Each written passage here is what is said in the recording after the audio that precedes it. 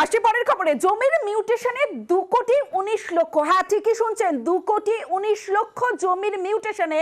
আর এই টাকার মিউটেশনের নোটিশ, 2,19,00,000 টাকার মিউটেশনের নোটিশ দেখে বিস্মিত বিচারপতি। অভিযোগ খড়দা পুরসভা চেয়ারম্যানের বিরুদ্ধে। আরো একবার আপনাদের জানিয়ে রাখি, 2,19,00,000 টাকার মিউটেশনের নোটিশ দেখে বিস্মিত বিচারপতি। অভিযোগ খড়দা পুরসভার চেয়ারম্যানের বিরুদ্ধে। জমির মিউটেশনে বিপুল টাকা কেন, প্রশ্ন করেন বিচারপতি রাজাশেখর মান্থা। সরাসরি চলে যাব, অর্ণব হাজরা রয়েছে আমার সঙ্গে, অর্ণবের সঙ্গে কথা বলবো। অর্ণব, ঠিক কি হয়েছিল?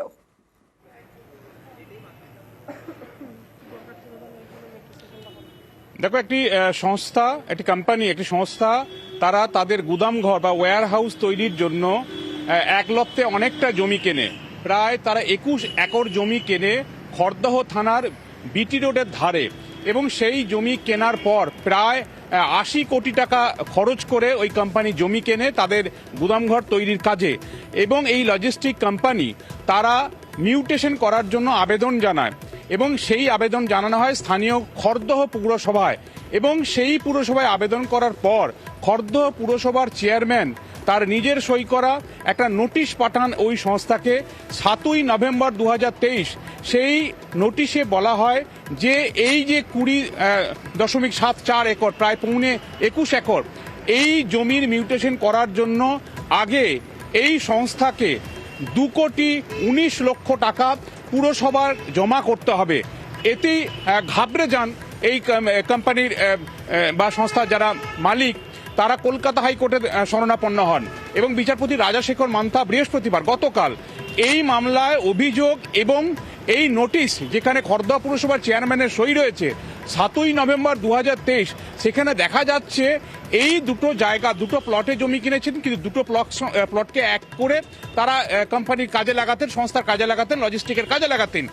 দেখা যাচ্ছে 2,19,00,000 টাকা জমির মিউটেশনের জন্য জমা দিতে বলছে পুরসভার চেয়ারম্যান।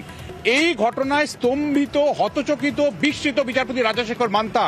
পুরসভার কোন আইনে এই টাকা চেয়ে নোটিশ দেয় খড়দহ পুরসভার চেয়ারম্যান, সেই প্রশ্ন তিনি তোলেন এজলাসের মধ্যে।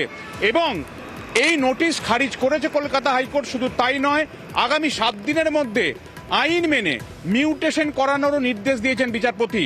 এবং একই সঙ্গে উত্তর 24 পরগনার জেলা শাসককে এই বিপুল অঙ্কের টাকা মিউটেশনের নামে চাওয়া নোটিশ পাঠিয়ে এই পুরো বিষয়টা তদন্ত করা। জানতে চাইবো, জমি এবং জমির মূল্য এবং সেই অনুযায়ী যদি মিউটেশনের এই টাকাটা হয়, তাহলে কি অস্বাভাবিক? কোন গ্রাউন্ডে বিচারপতি এই যে মামলা খারিজ করলেন ইন্ডাস্ট্রিয়াল ক্ষেত্রেও?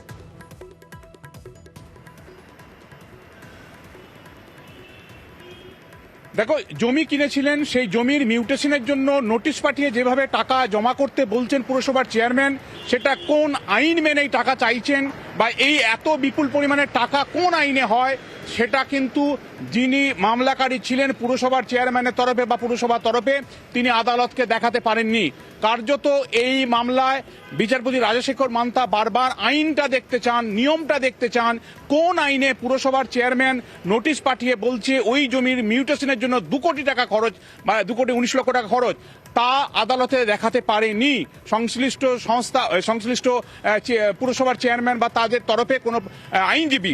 এরপরই বিস্ময় প্রকাশ করে ওই নোটিশ খারিজ করা এবং পরবর্তী নির্দেশগুলি উত্তর 24 পরগনা জেলা শাসককে নির্দেশ দিয়েছেন পুরো বিষয়টা অনুসন্ধান করতে, এবং রাজ্যের ভিজিলেন্স দপ্তরকেও নির্দেশ দিয়েছেন পুরো বিষয়টা খতিয়ে দেখে পদক্ষেপ করতে। এই মুহূর্তে আমাদের সঙ্গে খড়দা পুরসভার চেয়ারপারসন নীলু সরকার রয়েছেন। নীলুবাবু, এই যে একটা জমির জন্য 2,19,00,000 টাকা আপনাদের কাছে জানতে চাইবো নীলুদি, এই যে বিষয়টা মানে নোটিশ খারিজ করলো বিচারপতি, কি বলবেন? আর পরবর্তী পদক্ষেপ আপনাদের কি থাকবে? প্রথম কথা হচ্ছে, আমাদের যেটা সিদ্ধান্ত হয়েছে বোর্ড মিটিংয়ের সিদ্ধান্ত বহু বছর আগে, সেখানে হচ্ছে দুধের ভ্যালু যা হয় তার 1% আমরা চার্জ করি। কারণ এইটা না করলে পুরসভাটা চালাবো কি করে? আমাকে এত লোককে পরিষেবা দিতে হয়, সাধারণ ঘন্টার মানুষকে, আর সবটাই আমাদের ইয়েতেই চলে। আজকে আমার জনস্বাস্থ্য বিভাগে যে কর্মীরা যারা সকালবেলা আপনার ড্রেন পরিষ্কার করছে, রাস্তা পরিষ্কার করছে, আমি have to pay very big amount. হ্যাঁ, সেই হিসাবেই আমাদের এছাড়া পৌরসভা চালাতে অন্যান্য খরচা আছে। আপনারা জানেন যে ভেহিকেল চলে, যেটা অ্যাম্বুলেন্স পরিষেবা, সেটা সম্পূর্ণ প্রায় সাবসিডি দিয়ে চলে। আমাদের পয়সা দিতে হয়, তো পাবলিকের থেকে যা পয়সা দিবে খুব নমিনাল পয়সা। ঠিক আছে। নীলদি, একটা বিষয়, একটু আইন মেনেই তো সমস্ত কিছু হয়েছে, কিন্তু আদালতে কি আজকে আপনাদের আইনজীবী কোনো তথ্য তুলে ধরতে পারলেন না, তাই কি খারিজ হয়ে গেল নোটিশ? এইটা আমি আইনজীবীর সাথে বসবো সোমবার দিন, যেহেতু অফিস বন্ধ আছে। আইনজীবী কোনো কথা নাকি উনি শোনেননি ওনার বক্তব্য অনুযায়ী। কোর্ট তো জানে না, বিচারপতি রাজশেখর মান্তা এটা আমাদের ডিএম এর কাছে ফরওয়ার্ড করেছেন। তো আপনি নিশ্চিত তো যে আপনারা যেটা করেছেন সেটা পুরো আইন মেনেই করেছেন? আইন মেনে তো সবই করেছি, এবং বক্তব্য হচ্ছে খড়দা পুরসভা যদি কারোর কাছ থেকে 1 টাকা নেয় বা 100 কোটি টাকাও নেয়, তার মানি কিছু থাকে যায়। ঠিক আছে, এই টাকা কেউ কারোর পকেটে নিয়ে চলে যায় না এখান থেকে। সুতরাং আইন মেনে তো নিশ্চয়ই হয়েছে।